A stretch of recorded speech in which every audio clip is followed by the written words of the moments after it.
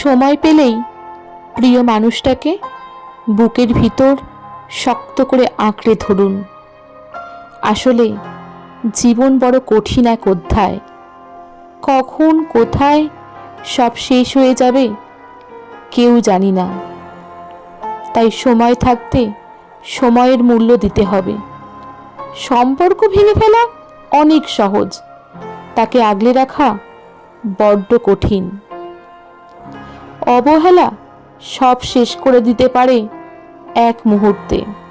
তাই অভিমান জমাট বাঁধার আগেই তাকে মুক্ত করে দিন নিজের বুকের খাঁচায়।